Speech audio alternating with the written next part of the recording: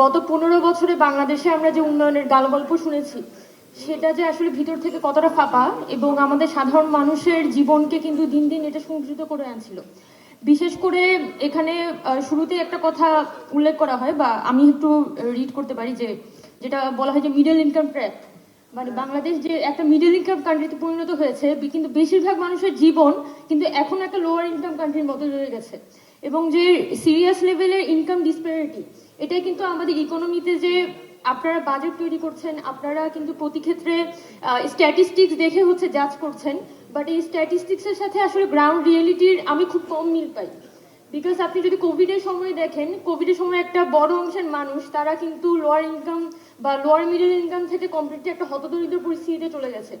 এবং এই বিষয়গুলো আসলে আমাদের স্ট্যাটিস্টিক্সের মধ্যে উঠে আসে না, কিন্তু যখনই আপনি ট্যাক্স ইমপ্লিমেন্ট করছেন, যখনই গ্যাসের প্রাইস বাড়াচ্ছেন, যখনই তেলের প্রাইস বাড়াচ্ছেন, তখনই আসলে এই সাধারণ মানুষের জীবনগুলো কিন্তু একটা বড় ধরনের সংকটের মধ্যে পড়ে যায়।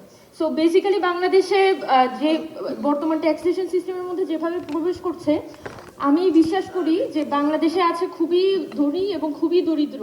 এর মাঝখানে যে একটা যে মিডল ইনকাম ফ্যামিলিজ গুলো থাকার কথা, সেই ফ্যামিলিজ গুলো কিন্তু খুব একটা ওয়েল এস্টাবলিশ না এবং খুবই ভালনারেবল পরিস্থিতির মধ্যে আছে। রিসেন্টলি গভর্নমেন্টের পক্ষ থেকে তারা যখন বাজেট নিয়ে চিন্তা ভাবনা করছে, তখন কিন্তু কিছুটা তারা হচ্ছে অ্যানুয়াল ডেভেলপমেন্ট প্রজেক্টের বাজেটগুলো কমানোর কথা বলেছে। একই সাথে হচ্ছে তারা যেটা ইন্টারেস্ট পেমেন্ট, সেখানে কিন্তু তারা ইনভেস্ট করার কথা, মানে এখানে তারা বাজেট অ্যালোকেট করার কথা ভাবছে। কিন্তু এই যে ডেভেলপমেন্ট প্রজেক্টগুলো, সেগুলো আসলে কতটা ফিজিবল, সেই ফিজিবিলিটি নিয়ে কিন্তু যথেষ্ট পরিমাণে আমি দেখিনি স্টাডি হয়েছে। বিশেষ করে আমাদের বৈষম্যবিরোধী ছাত্র আন্দোলনের পক্ষ থেকে খুবই স্পেসিফিক্যালি আমরা বলেছিলাম যে ভারতের সাথে বাংলাদেশের কি কি চুক্তিগুলো হয়েছে সেগুলো কিন্তু জনগণের সামনে স্পষ্ট হওয়া দরকার। Because for the last 15 years আমরা কিন্তু রীতিমতো শোষিত হয়েছি এবং ভারতের একটা অঙ্গরাজ্য হিসেবে ইউজ হয়েছি, এবং শেখ হাসিনা সরকার বাংলাদেশকে লিটারালি বিভিন্ন প্রজেক্টের নাম করে ভারতের হাতে তুলে দিয়েছে।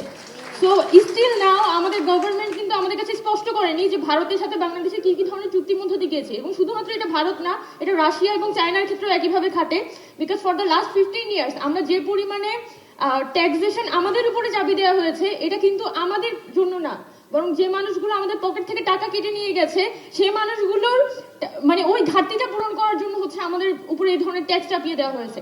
লাস্ট 15 ইয়ার্সে এখানে আপনাদের যে শ্বেতপত্রের মধ্যে উল্লেখ করা আছে যে অ্যানুয়াল ডেভেলপমেন্ট প্রজেক্টে গত 15 ইয়ার্সে 7 লাখ কোটি টাকা এখানে খরচ হয়েছে, এবং যার মধ্যে 40% শুধুমাত্র ব্যুরোক্রেটস যারা আমলা তারা আত্মসাৎ করেছে। এই 7 লাখ কোটি টাকার মধ্যে 40% বা আমলারা আত্মসাৎ করেছে। আর বর্তমান যে গভর্নমেন্ট, তারা ট্যাক্সেশনের কথা যখন ভাবছে, তখন এসে নতুন করে মহার্ঘ ভাতা চালু করে, অর্থাৎ এই যে আমলারা তাদের কিন্তু নতুন করে ফ্যাসিলিটি সেখানে চালু হচ্ছে। অথচ দরকার ছিল গত 15 বছরে যে আমলারা বাংলাদেশকে এভাবে রীতিমতো ধ্বংস করার পিছনে দায়ী, তাদেরকে ধরে ধরে জেলে ভরা দরকার ছিল। বাট আমরা এখনো পর্যন্ত সে ধরনের কোনো অ্যাক্টিভিটিস দেখছি না। অথচ দেখছি যে বিভিন্ন মন্ত্রণালয় আছে গভর্নমেন্টের মধ্যে, যেগুলো পুরোপুরি সচিব এবং অন্যান্য আমলা দ্বারা পরিচালিত, যেখানে উপদেষ্টাদের আসলে কোনো ধরনের অ্যাক্টিভিটিস নেই। আমাদের যে বাজেট অ্যালোকেশনের মধ্যে আমি স্পেসিফিক্যালি মনে করি গভর্নমেন্ট একটা গোল সেট করতে পারে যে আমাদের রিসার্চ অ্যান্ড ডেভেলপমেন্ট বাজেটটা একটা ভালো পরিকল্পনা নিয়ে এসে, যে আমাদের বিভিন্ন দেশে আমরা যদি দেখি যে ইন্টারনাল রিসার্চ এবং ইন্টারনাল ডেভেলপমেন্ট প্রজেক্টগুলোর জন্য তারা কিন্তু দেখা যায় সরকারের পক্ষ থেকেই তাদের একটা উদ্যোগ থাকে। বাট আমি যেহেতু বায়োকেমিস্ট্রি থেকে পড়েছি, আমরা প্রতি বছরই দেখছি যে সরকার কিন্তু এই যে স্টেম রিসার্চে কোনো ধরনের ইনভেস্টমেন্ট করে না এবং এটা নিয়ে তাদের কোনো ধরনের চিন্তাই নেই। কিন্তু আমি যদি 20 থেকে 25 বছর পরের ইকোনমির কথা ভাবি, তাহলে অবশ্যই আমাকে স্টেম রিসার্চের কথা ভাবতে হবে, আমাদের ইন্টারনাল রিসার্চের উপর ক্যাপাসিটিটা বিল্ড করতে হবে, এবং সেটার জন্য অবশ্যই রিসার্চ এন্ড ডেভেলপমেন্ট বাজেটটা ইনক্রিজ করা দরকার। একই সাথে হেলথ অ্যান্ড এডুকেশন বাজেট, যেটা একটু আগে সম্ভবত একজন বলেছিলেন যে আমাদের ট্যাক্স এক্সাম্পশন যদি আমরা 6% যেটা ট্যাক্স এক্সাম্পশন ছিল সেটা যদি নিরোধ করা যেত, তাহলে কিন্তু আমরা হেলথ অ্যান্ড এডুকেশন বাজেটটা বাড়াতে পারতাম।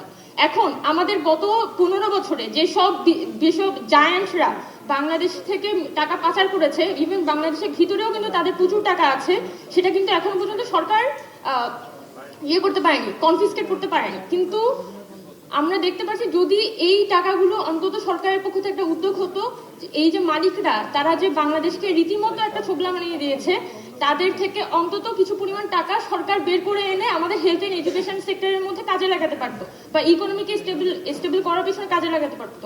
সো আই উড এক্সপেক্ট যে বাংলাদেশের বর্তমান যে গভর্নমেন্ট আছে তারা health, education, research and development এটার উপর ভালোভাবে তারা একটা গুরুত্ব আরোপ করবে, because this is the future.